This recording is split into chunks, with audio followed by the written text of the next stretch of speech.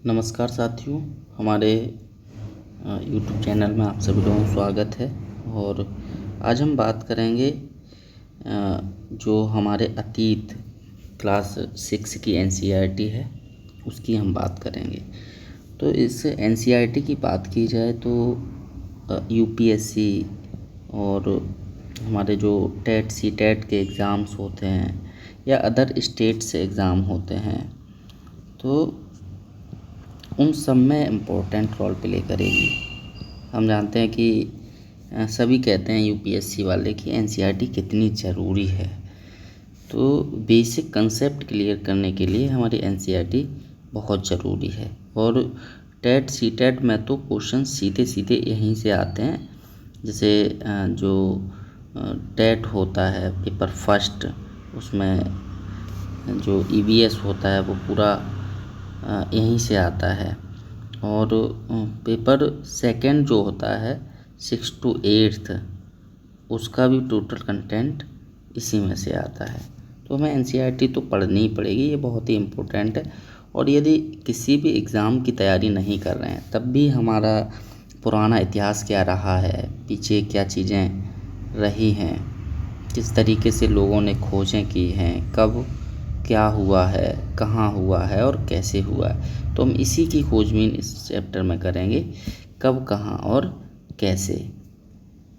तो देख सकते हो आप, प्रारंभिक कथन क्या है, कब, कहाँ और कैसे की बात करेंगे। देखो क्या, सबसे पहले क्वेश्चन आता है क्या, मतलब क्या, क्या का मतलब क्या है कि हम क्या खोजेंगे, और कोई भी चीज़ क्या है, कोई भी चीज़ क्या है।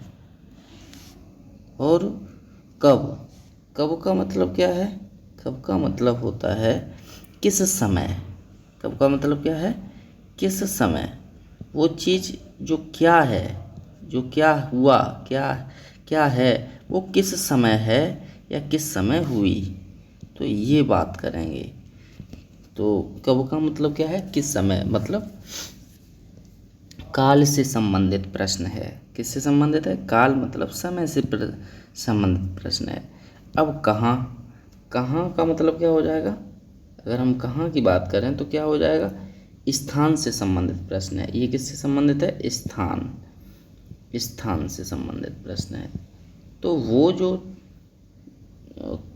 कब हुई और वो किस स्थान पर हुई, किस जगह से हुई, जगह पर हुई, तो वो जगह से संबंधित है। और कैसे हुई, लास्ट क्या है, कैसे, कैसे हुई, क्या तरीके रहे होंगे। तो कह सकते हैं कि किसी घटना का कार्य किस तरीके से हुआ होगा, कोई भी घटना है वो किस तरह से हुई होगी। तो कब, कहाँ और कैसे, इन तीन और क्या, इन चारों प्रश्नों का जवाब हम इस पाठ में ढूंढने का प्रयत्न करेंगे। क्लियर, चलिए तो मैं स्टार्ट करते हैं। और ये प्रश्न कब आएंगे, तो देखो इस एनसीईआरटी का जो प्रारंभ है, इस पाठ की जो शुरुआत है वो रसीदा नाम की एक लड़की होती है, उससे, उसके प्रश्न से स्टार्ट होता है। देखो, तो वो बैठी होती है, अखबार पढ़ रही थी, अचानक उसकी निगाह एक सुर्खी पर पड़ी कि 100 साल पहले। वह सोचने लगी कि कोई कैसे जान सकता है कि इतने वर्ष पहले क्या हुआ था। प्रश्न बनता है स्वाभाविक रूप से कि इतने वर्ष पहले क्या हुआ था और कैसे हुआ था, ये कैसे लोगों ने जाना, तो हम कैसे पता लगाएंगे। तो देखो,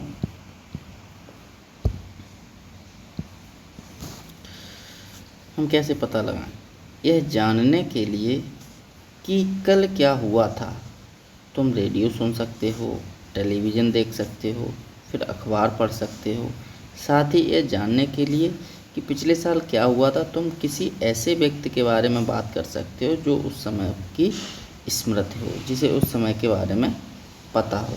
तो देखो, सही बात है, अगर मान लो कल घटना हुई और आप वहाँ पे नहीं उपस्थित थे, लेकिन कोई व्यक्ति उस घटना पर उपस्थित था, ये घटना हुई यहाँ पर उपस्थित था, तो सामने वो देख रहा होगा, हाँ, तो उस व्यक्ति से आप मिल लो जाके, उससे पूछ लो जाके कि कोई भी घटना कैसे हुई वहाँ पर उपस्थिति और क्या कारण थे और क्यों हुई।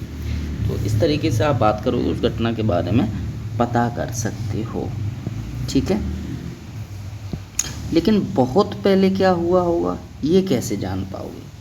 तो देखो, अतीत के बारे में हम क्या जान सकते हैं, तो उसके लिए क्या करना होगा, बहुत समय पहले जो घटनाएं हुई होंगी, तो अतीत के बारे में बहुत कुछ जाना जा सकता है।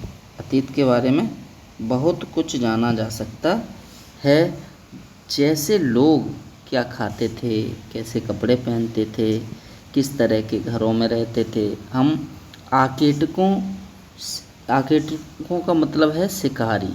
क्या मतलब है, शिकारी, जो जंगल में रहते हों और उस समय का जो शिकार करके अपना जीवन निर्वाह करते थे, उनको हम क्या कहते हैं, आकेटक। जो जंगलों में रहते थे, शिकार करके अपना जीवन जीते थे। पशुपालकों, कृषकों, शासकों, व्यापारियों, पुरोहितों। यहाँ एक पुरोहित शब्द आया है। पुरोहित का मतलब है जो पूजा पाठ करते थे, जो आज के समय में हम पंडित कह सकते हैं, जो मंदिरों में पूजा पाठ कहते हैं, या ब्राह्मण शब्द से भी हम इसको जोड़ सकते हैं। शिल्पकारों, कलाकारों, संगीतकारों या फिर वैज्ञानिकों के जीवन के बारे में जानकारियाँ हासिल कर सकते हैं। यही नहीं, हम यह भी पता कर सकते हैं कि उस समय के बच्चे कौन कौन से खेल खेलते थे, कौन सी कहानियाँ सुना करते थे, कौन से नाटक देखा करते थे, या फिर कौन से गीत गाया करते थे। हम ये सब अतीत के बारे में जानने की इच्छा रखते हैं, ये सब जान सकते हैं।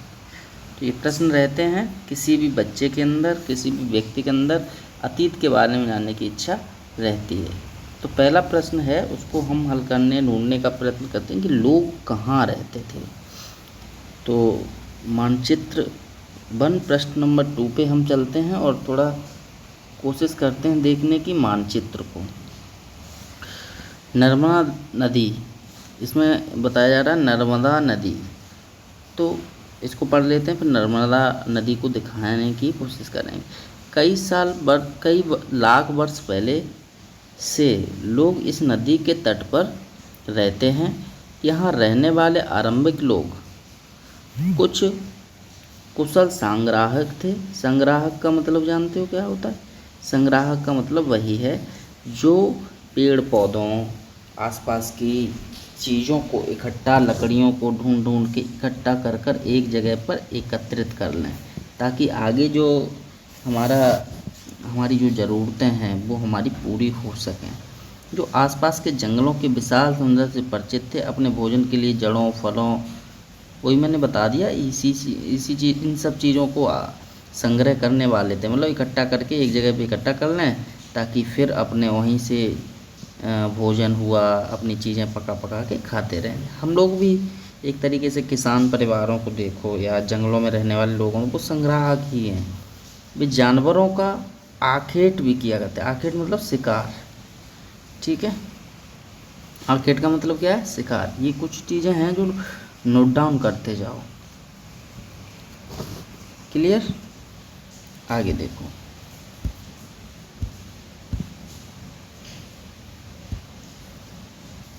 अब आगे देखो, नर्मदा नदी की बात की थी, तो नर्मदा नदी कहाँ पे है? ये रही, ये है भारत का मैप और ये है नर्मदा नदी। तो ये नर्मदा नदी है, तो यहाँ की बात कर रहे हैं, ठीक है। आगे देखो क्या कहता है, अब तुम पश्चिम की सुलेमान और किरथर पहाड़ियों का पता लगाओ। इसी क्षेत्र में कुछ ऐसे स्थान हैं जहां लगभग 8000 वर्ष पूर्व स्त्री पुरुषों ने सबसे पहले गेहूं और जौ फसलों को उपजाना प्रारंभ किया। उन्होंने भेड़, बकरी, गाय जैसे पालतू पशुओं को बनाना प्रारंभ किया, पालतू बनाना प्रारंभ किया। ये लोग गांव में रहते थे। देखो, ये लगभग 8000 साल पहले, कितने साल पहले? लगभग 8000 साल पहले, 8000 साल पहले ये उत्तर पश्चिम की सुलेमान और किरथर जो पहाड़ियाँ हैं वहाँ पर लगभग 8,000 वर्ष पहले स्त्री और जो पुरुष थे उन्होंने वहाँ पर गेहूँ, जौ जैसी फसलों को उगाना प्रारंभ किया। कौन सी पहाड़ियाँ थीं? सुलेमान सुलेमान और किरथर पहाड़ियाँ। यहाँ पर जो कि कहाँ पड़ता है? उत्तर पश्चिम में। यहाँ पर सबसे पहले गेहूँ और जौ की फसलें उगाना प्रारंभ हुई, जो लगभग कितना साल पहले बात हो रही है? 8,000 साल पहले। क्लियर? पहाड़ियाँ हैं वो कहाँ पे हैं? इस मैप में देखोगे तो आपको यहाँ मिलेगी ये। क्लियर? ये इस साइड ये यहाँ पर किरथर पहाड़ियाँ देखने को मिलेंगी या सुलेमान पहाड़ियाँ।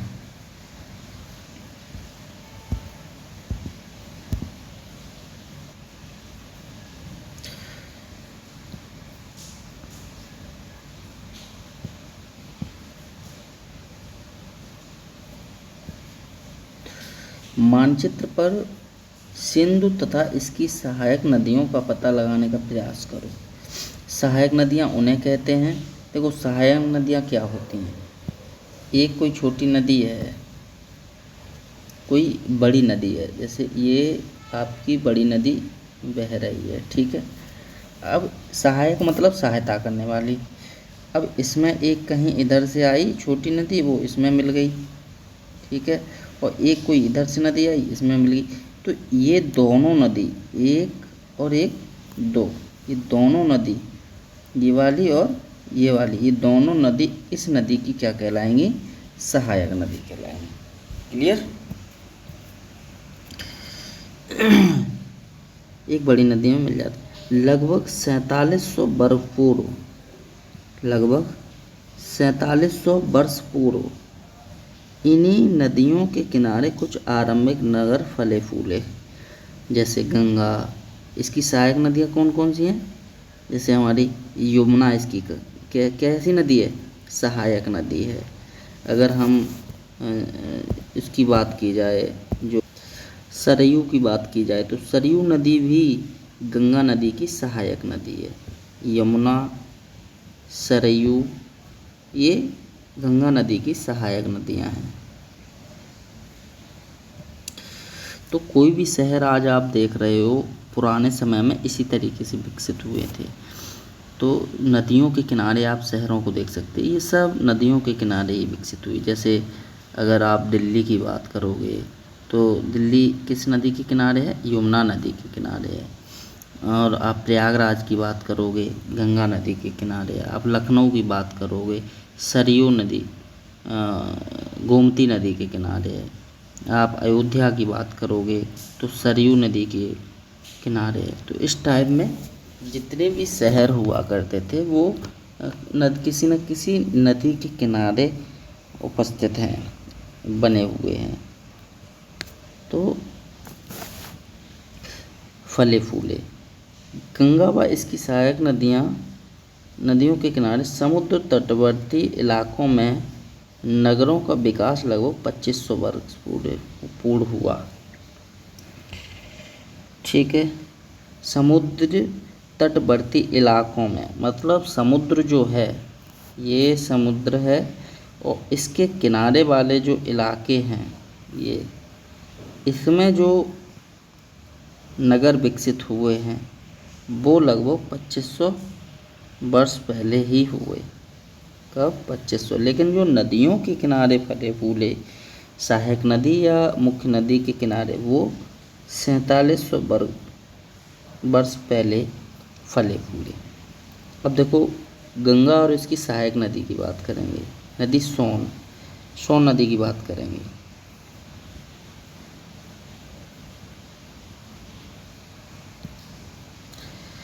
गंगा के दक्षिण में इन नदियों के आसपास का क्षेत्र प्राचीन काल में मगध कहलाता था। गंगा के आसपास का जो क्षेत्र है वो प्राचीन काल में क्या कहलाता था? मगध कहलाता था। लेकिन वर्तमान में क्या है? बिहार नाम से जाना जाता है। इसके शासक बहुत शक्तिशाली थे। शक्तिशाली का मतलब बहुत ताकतवर थे, इन्हें हरा पाना बहुत ही मुश्किल था अन्य शासकों के लिए। उन्होंने एक विशाल राज्य स्थापित किया था। देश के अन्य हिस्सों में भी ऐसे राज्यों की स्थापना की गई थी। लोगों ने सदैव उपमहाद्वीप के एक हिस्से से दूसरे हिस्से तक यात्रा की। कभी कभी हिमालय जैसे ऊंचे पर्वतों, पहाड़ियों, रेगिस्तानों, नदियों तथा समुद्रों के कारण यात्रा जोखिम भरी होती थी, पर फिर भी ये यात्रा उनके लिए असंभव नहीं थी।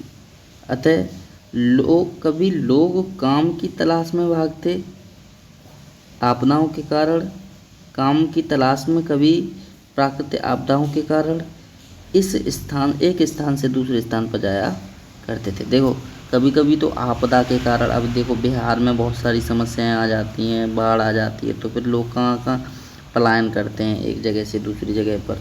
और कभी कभी रोज़गार के लिए देखो बिहार से बहुत सारे कहाँ पे आते हैं, दिल्ली भाग आते हैं, मुंबई चले जाते हैं। उत्तर प्रदेश से भी बहुत सारी जनसंख्या मुंबई वगैरह जाती है और दिल्ली वगैरह चली जाती है। ये क्या कहते हैं, इसको पलायन कहते हैं, या फिर एक स्थान से दूसरे स्थान पर जाना कहते हैं। कभी कभी सेनाएं दूसरे क्षेत्रों पर विजय हासिल करने के लिए जाती थीं। इसके अतिरिक्त व्यापारी कभी काफिले में तो कभी जहाज़ों में अपने साथ मूल्यवान वस्तुएं लेकर एक स्थान से दूसरे स्थान पर जाते रहते थे। तो ऐसा नहीं है कि सिर्फ वही व्यक्ति एक स्थान से दूसरे स्थान पर जाते थे, बल्कि व्यापारी भी जाते थे। अपना सामान बेचना है तो कहाँ जाना पड़ेगा आपको, एक जगह से दूसरी जगह पर, और है ना। और राजा जो है उसको युद्ध करना है तो उसको भी एक जगह से दूसरे जगह पे जाना पड़ेगा, और सेनाएं भी एक जगह से दूसरी जगह पर भेजनी पड़ेंगी। अब आते हैं धार्मिक गुरुओं। देखो धर्म का प्रचार करना, शिक्षा देना, सलाह देना, तो ये तो नहीं है कि सिर्फ एक जगह पे ही हमें शिक्षा देनी है, एक ही जगह पे हमें अपने धर्म का प्रचार करना है, हमें अन्य जगहों पर भी जाना पड़ेगा। तो वही है कि जो सभी जाते थे उसी तरीके से धार्मिक गुरु भी लोगों को शिक्षा देने के लिए, सलाह देने के लिए गाँव-गाँव जाया करते थे, एक दूसरे स्थान पर जाया करते थे। कुछ लोग नए और रोचक स्थानों की खोजने की चाह में उत्सुकता बस, अब देखो नए, अब जैसे वास्को डी गामा है तो है ना, वो देखो कितना उत्सुक था, वो जाना चाहता था किधर, दूसरे देश में, पहुंच गया कहाँ, भारत। तो उसके अंदर उत्सुकता थी कि हम खोज करें, हम ढूंढें, हम जाने चीज़ों की कि कोई भी देश कहाँ पर उपस्थित है और कहाँ पर क्या क्या चीज़ें हैं। तो उत्सुकता बस यात्रा करते थे। इन सभी यात्राओं से लोगों को एक दूसरे के विचारों को जानने का अवसर मिलता था। स्वाभाविक रूप से मिलेगा। हमारा देश जो भारत है वो एक लोकतांत्रिक देश है। हम देख सकते हैं कि कितने, अब हम अलग अलग धर्मों में, अलग अलग जातियों में, अलग अलग संप्रदायों में बटे हुए हैं, लेकिन जब स्कूल में पढ़ते हैं हम सब एक ही क्लास में बैठते हैं और एक ही क्लास में हम हर बच्चे से बात करते हैं। तो स्कूल को समाज का एक छोटा रूप कह सकते हैं। वहाँ पे सब हम आपस में बात करते हैं, आपस में हर चीज़ को एक दूसरे से डिस्कस करते हैं, टिफ़िन शेयर करते हैं। तो एक दूसरे की चीज़ों को हम भली भांति जान पाते हैं कि किसी की सभ्यता क्या है, किसी का कल्चर क्या है, किसी के घर में क्या क्या चीज़ें बनती हैं, खान पान कैसा है, ये सब चीज़ें हम जान पाते हैं। और फिर जानने के बाद हम उसको जो बेहतर होता है उसका हम प्रयोग में भी अपने जीवन में लाने लगते हैं कभी कभी। आज लोग यात्राएं क्यों करते हैं, आगे देखो, आज लोग यात्राएं क्यों करते हैं। एक बार फिर से मानचित्र फर्स्ट को देखो। पहाड़ियाँ, पर्वत, समुद्र इस उपमहाद्वीप की प्राकृतिक सीमा का निर्माण करते हैं। हालांकि लोगों के लिए इन सीमाओं को पार करना आसान नहीं था। जिन्होंने ऐसा चाहा वे कर सके, पर्वत की ऊंचाई को छू सके, गहरे समुद्रों को पार कर सके, उपमहाद्वीप के बाहर से भी कुछ लोग यहाँ आए, यहीं बस गए। तो देखो, आसान नहीं होता है कि हम समुद्र को पार कर लें, हम पहाड़ियों को पार कर लें, लेकिन जिसने चाह रखी उसकी, कहते हैं ना कि लक्ष्य अगर है, किसी को पाने की चाह है, तो उसने पाके रहा है, वो उसने पाया है। तो बछेंद्री पाल की बात करते हैं, देखो पर्वत पे चढ़ती चली गई बछेंद्री पाल, है ना। तो इस तरह से आगे देखो,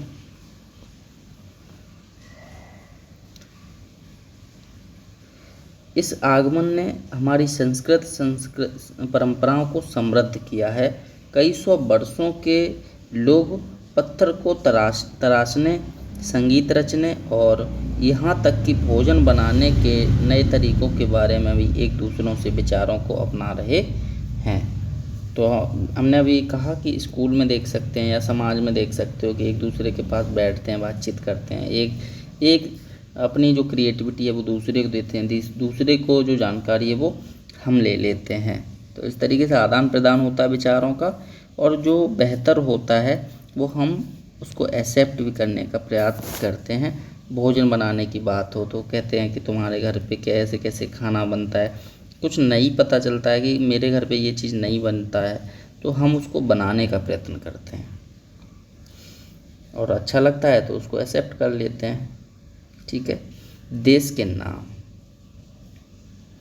तो अपने देश के लिए हम प्राय इंडिया शब्द या भारत जैसे शब्दों का प्रयोग करते हैं। इंडिया शब्द इंडस से निकला है। किससे निकला है?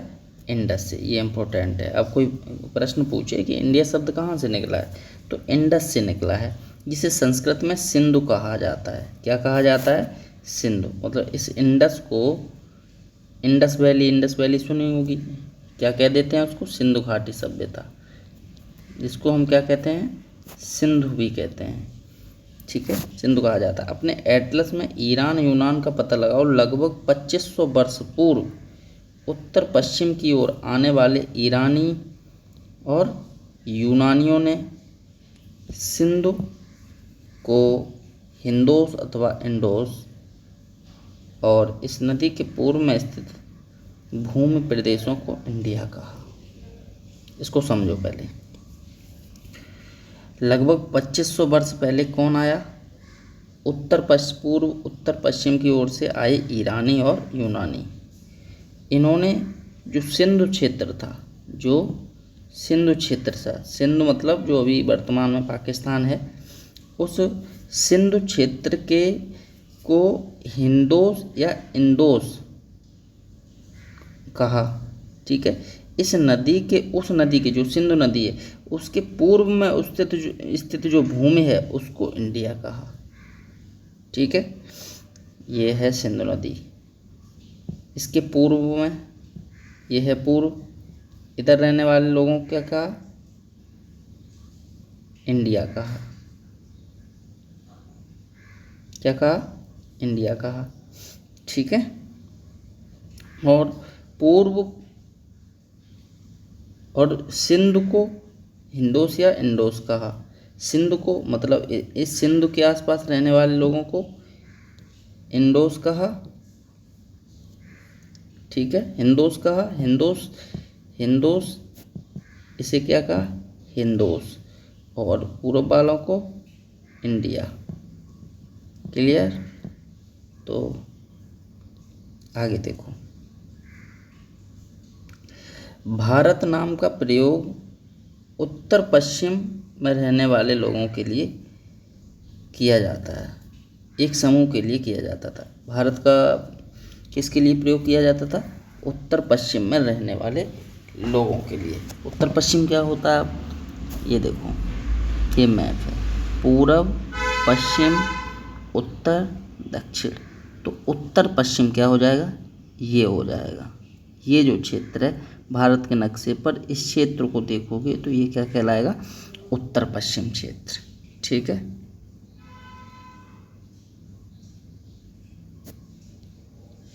क्लियर? ये क्षेत्र क्या कहलाएगा? उत्तर पश्चिम क्षेत्र।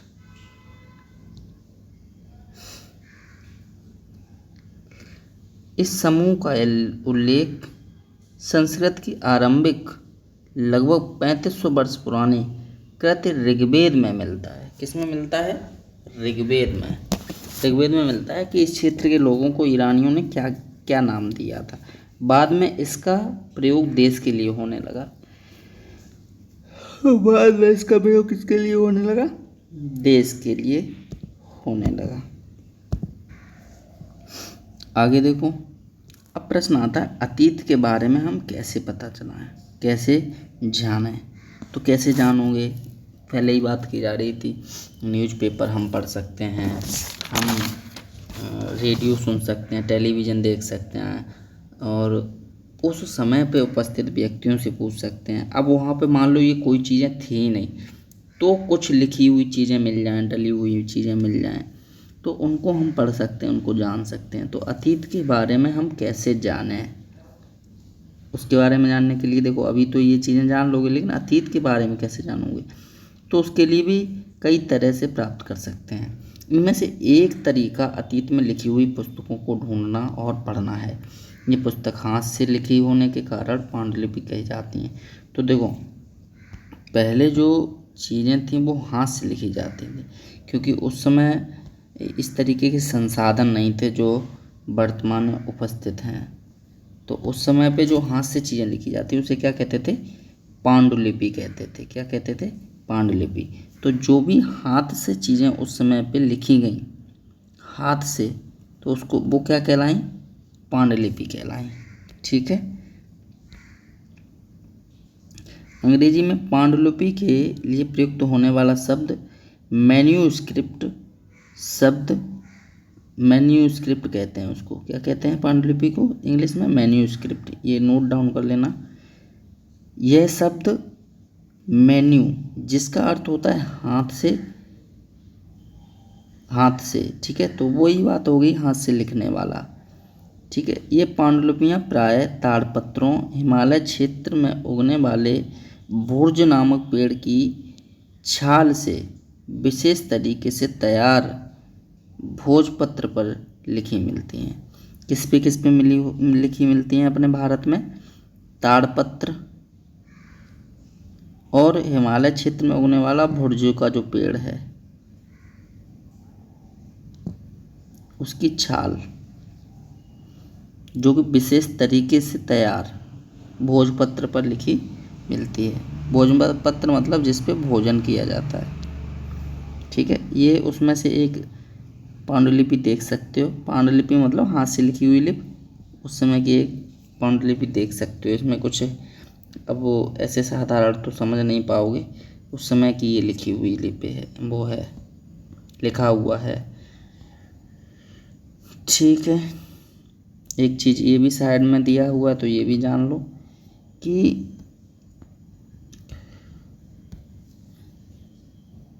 ताड़पत्रों से बनी हुई पांडुलिपि का एक पृष्ठ है, लगभग 1000 वर्ष पहले लिखी गई।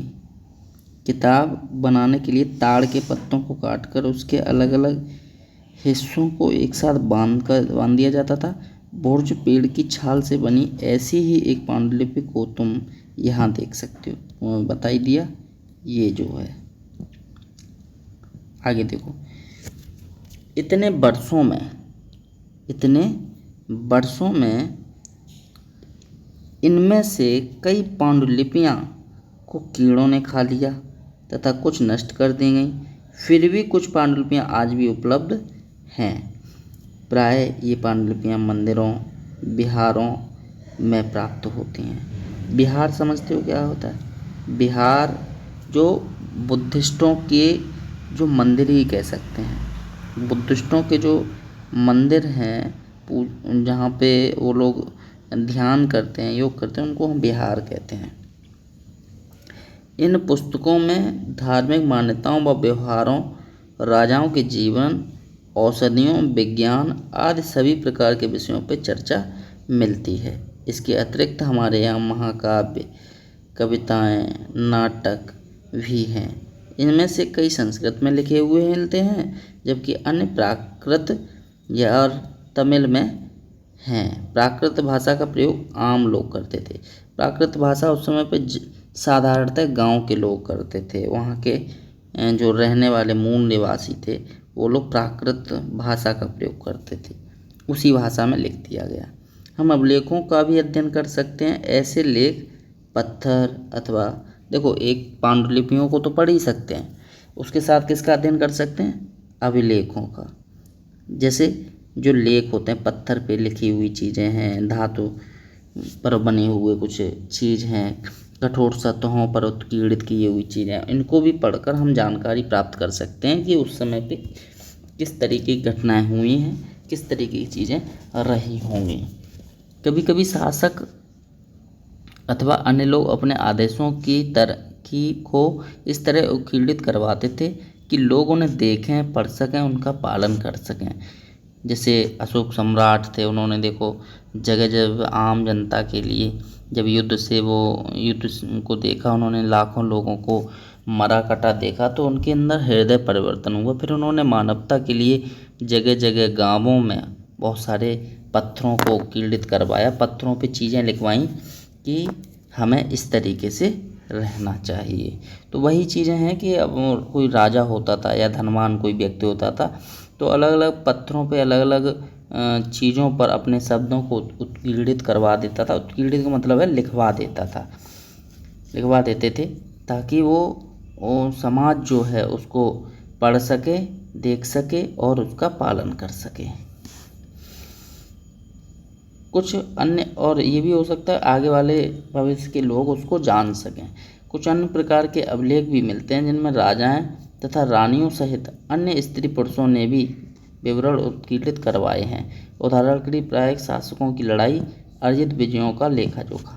ये मैंने बताई दिया कि जैसे राजा जो होते हैं अपने उपदेश लिखवाते थे, लड़ाई जहाँ युद्ध करके आते थे, विजय जो अगर मान लो कहीं विजय प्राप्त की, किस समय प्राप्त हुई, कितने लोगों की क्षति हुई, इस तरीके की चीज़ें उसमें लिखवा देते थे। उसी तरीके का ये एक अभिलेख है उत्कीर्णित किया हुआ।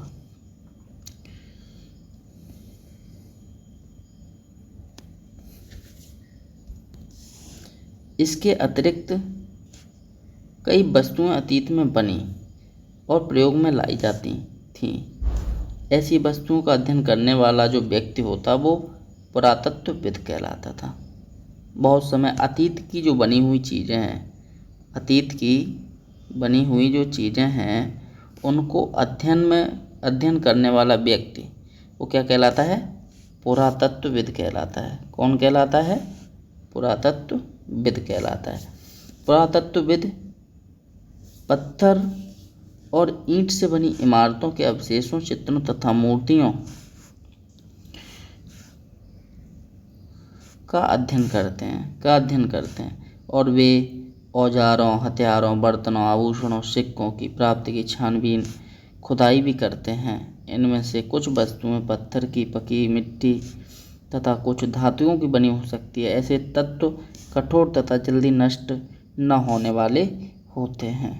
अब तुम देख सकते हो कि हजारों साल पहले से दबी हुई चीज़ें हैं, वो अभी तक ख़राब नहीं होती, अब क्या ही आगे ख़राब होंगी। तो बहुत समय उनकी जो लाइफ है, उनका जो जीवन है वो बहुत ही आगे का होता, बहुत आगे समय तक वो चलने वाली चीज़ें होती हैं। बहुत अपने भारत का जो संग्रहालय हैं अलग अलग जगहों पर बने हुए, उनमें यही सब चीज़ें रखी हुई हैं। पुराने दस्तावेज रखे हुए हैं, पुराने अभिलेख रखे हुए हैं, पांडुलिपियाँ रखी हुई हैं, पुराने इस तरीके उपकरण रखे हुए हैं जो वहाँ पर मिले हैं, जो खुदाई में मिले हुए हैं, ताकि हम सब लोग देख सकें, जान सकें कि हमारे प्राचीन के जो लोग थे वो किस तरीके का जीवन जिया करते थे।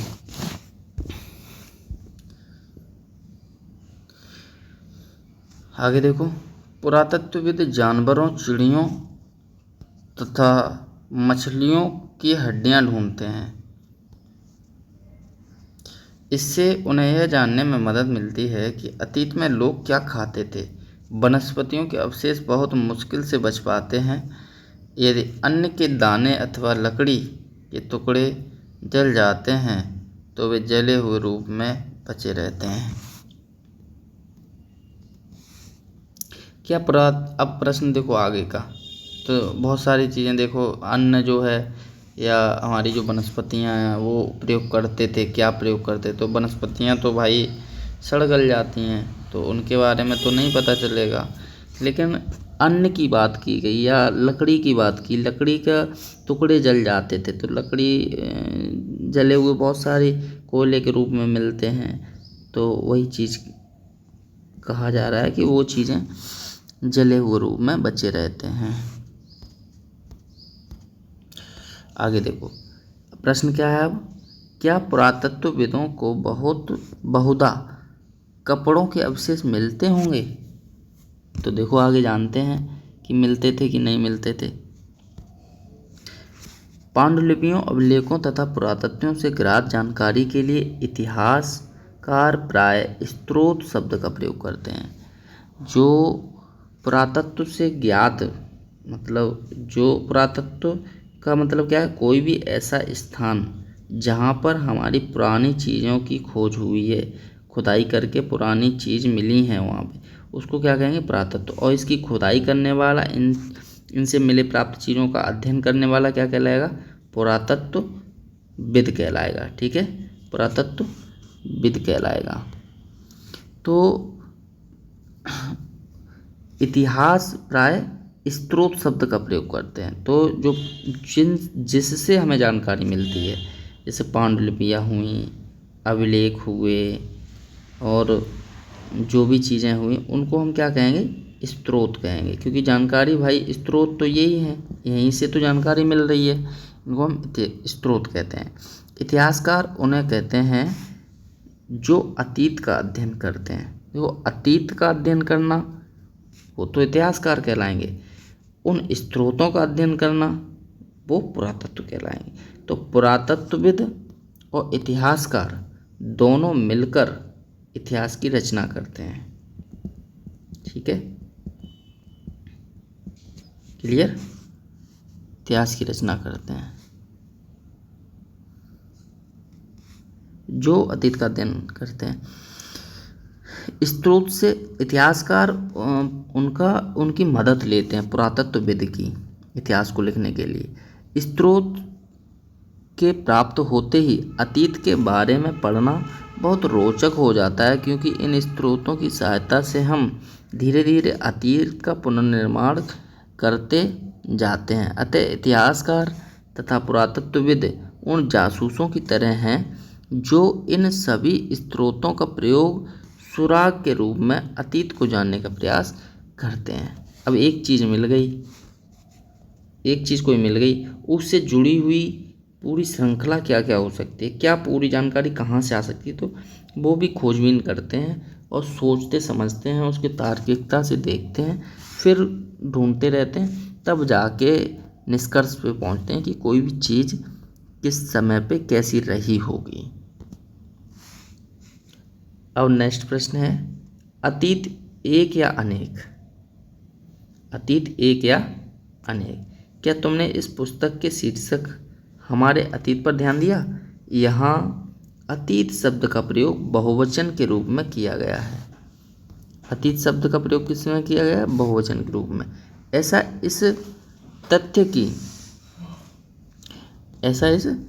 की ओर ध्यान दिलाने के लिए किया गया है कि अलग अलग समूहों के लोगों के लिए अतीत एक अलग अलग मायने थे। उदाहरण के लिए पशुपालकों अथवा कृषकों का जीवन राजाओं रानियों के जीवन तथा व्यापारियों के जीवन, शिल्पकारों के जीवन से बहुत भिन्न था। अतीत का मतलब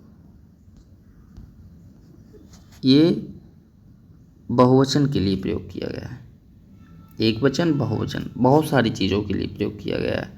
ठीक है, कोई भी एक घटना कहते हैं, घटना, तो वो एक घटना है। घटनाओं का समूह, घटनाएं, वो अतीत में आ जाएगा। क्लियर, आगे देखो।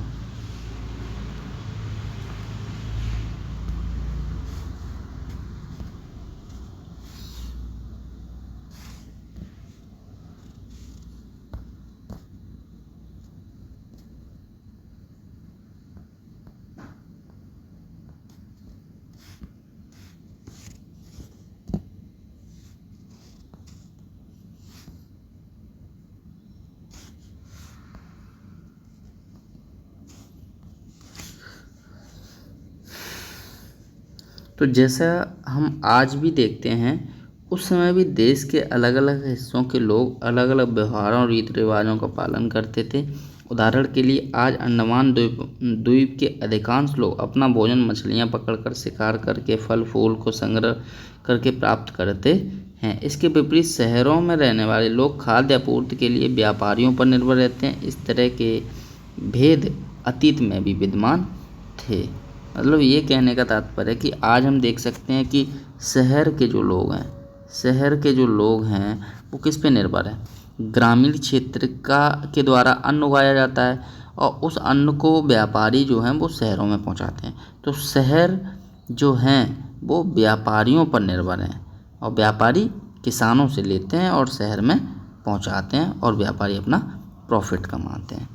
तो इस तरीके की चीज़ें आज ही नहीं पहले भी थीं कि राजा महाराजा हुआ करते थे और शहरों में रहने वाले जो लोग हुआ करते थे वो उनका जो खाद्यान्न है वो कहाँ से आता था, ग्रामीण क्षेत्र से आता था।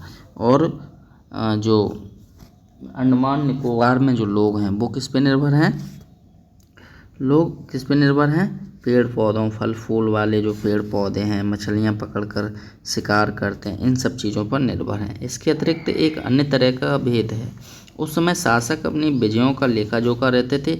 यही कारण है कि हम उन शासकों तथा उनके द्वारा लड़ी जाने वाली लड़ाइयों के बारे में काफ़ी कुछ जानते हैं, जबकि अन्य शिकारी, मछुआरों, संग्राहक, कृषक, पशुपालक जैसे आम आदमी के कार्यों का लेखा जोखा नहीं रखते थे। भाई साधारण व्यक्ति का क्या लेखा जोखा कौन रखेगा, जिस पे धन होगा वही ना चीज़ों को लिखवा पाएगा।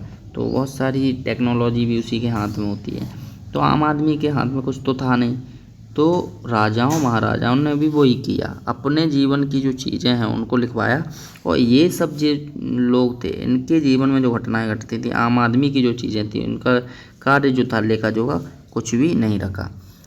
लेकिन कुछ आगे चल के एक दो चीज़ में उसके बारे में भी मिलेगा कि आम आदमी का जीवन कैसा था। पुरातत्व की सहायता से हमें उनके जीवन में जानने में मदद मिलती है। हालांकि अभी भी इसके बारे में बहुत कुछ जानना शेष है। तिथियों का मतलब, अब प्रश्न आता है कि तिथियों का मतलब क्या है। अगर कोई तुमसे तिथि के विषय में पूछे तो तुम शायद उस दिन की तारीख, माह, वर्ष जैसे कि 2000 या इसी तरह का कोई वर्ष बताओगी। वर्ष की यह गणना ईसाई धर्म प्रवर्तक ईसा मसीह के जन्मतिथि से की जाती है। अतः यह 2 वर्ष कहने का तात्पर्य ईसा मसीह के 2 वर्ष के बाद, 2000 वर्ष बाद। ईसा मसीह के जन्म के पूर्व की सभी तिथियां ईसा पूर्व कहलाती हैं। इस पुस्तक में 2000 को अपना आरंभिक बिंदु मानते हुए वर्तमान से पूर्व की स्थितियों का उल्लेख करो। देखो, इसको समझने की आवश्यकता है। ये है हमारी टाइमलाइन, ये एक कोई ना कोई सेंट्रल बिंदु तो चाहिए ही था घटनाओं को सही तरीके से व्यवस्थित करने के लिए। तो ये मान लिया यहाँ पे जीरो मान लिया, यीशु मसीह का जन्म मान लिया 0। अब अगर पीछे जाओगे जितना साल, ठीक है, इससे पीछे जाओगे इस साइड पे, तो यीशु मसीह के जन्म के पूर्व कहलाएगा। अब मान लो ये 0 मान लिया, ठीक है, यहाँ से 1 साल पहले। अब जैसे 1 चली होगी, 2 चली होगी, 3 चली होगी, 4 चौथी साल चली होगी, तो ये क्या है, इधर जाओगे तो ईस्वी कहलाएगी, ईस्वी की तरफ बढ़ रहे हैं, इधर जाओगे ईसा पूर्व की तरफ बढ़ रहे हैं, ठीक है। तो वो चीज़ है। तो 0 जो पॉइंट है वो यीशु मसीह का जन्म कहलाया। तो जैसे अभी चल रहा है 2025, तो यीशु मसीह के जन्म के बाद तो ईस्वी कहलाएगा, ठीक है। कौन सी ईस्वी चल रही है, ठीक है, तो इसको हम ईस्वी की तरफ कहेंगे, उसको हम पूर्व कहेंगे।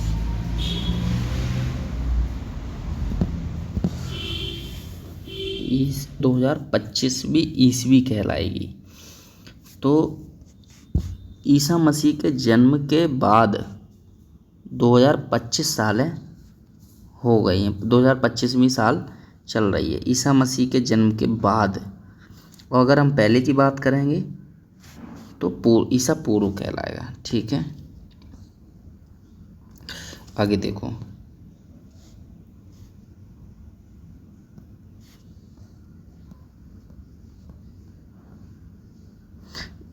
यहाँ पर उसको देख सकते हो, इतिहास में तिथियाँ, अंग्रेजी में बीसी, हिंदी में ईसा पूर्व का तात्पर्य बिफोर क्राइस्ट, ईसा पूर्व से होता है। कभी कभी तुम तिथियों को एडी, हिंदी में ईसवी लिख पाते हो। इसका मतलब होता है एनो डोमिनी, जो कि दो शब्दों से मिलकर बना हुआ है। इसका तात्पर्य होता है ईसा मसीह के जन्म के वर्ष से। कुल मिला के तुम सीधा इस लाइन को समझो, मैंने ये बता दिया, ये लाइन यहाँ पे 0 है, ईसा मसीह का जन्म है। और जितना इधर बढ़ रहे हैं, जैसे मान लो 2001 चला होगा, 2001, तो समझ लो ईसा मसीह के जन्म के बाद 2001 साल हो चुके हैं। 2002, 2003 जितना भी चल रहे हैं, यीशु मसीह के जन्म के बाद 2000 इतने साल हो गए हैं। और पहले तो यीशु मसीह के पहले की इतने साल हैं, इतने साल पहले, जन्म से इतने साल पहले, इस तरीके से।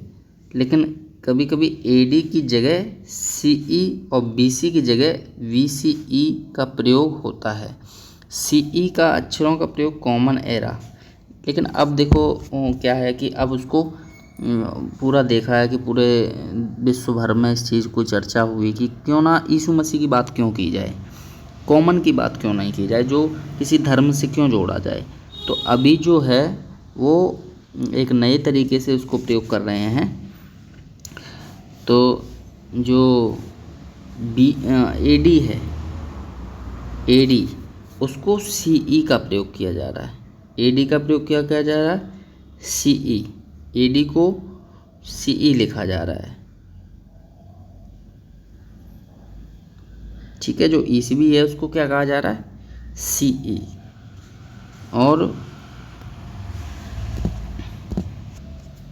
और जो वीसी है उसको वीसीई कहा जा रहा है। देखो यहाँ पे समझ लो, मैं समझाता हूँ अभी।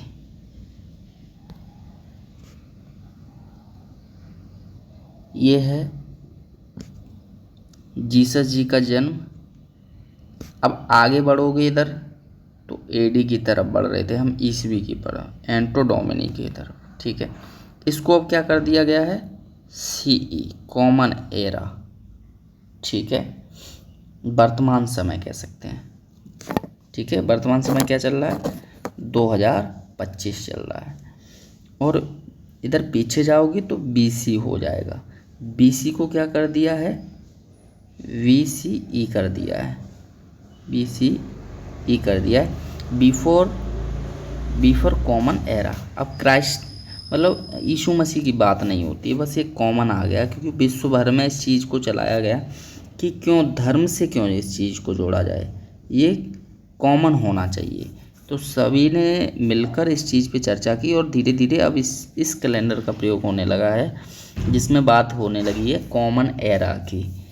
तो इधर वाला क्या कहलाएगा, बीसीई, ये कहलाएगा सीई। यहाँ पर अब बीसी की और एडी की बात नहीं हो रही है, बहुत कम होने लगी, धीरे धीरे ये खत्म हो जाएगा। समझने के लिए सिर्फ इसका प्रयोग कर रहे हैं। क्लियर, आगे देखो। ठीक है, तो अब हमारा ये जो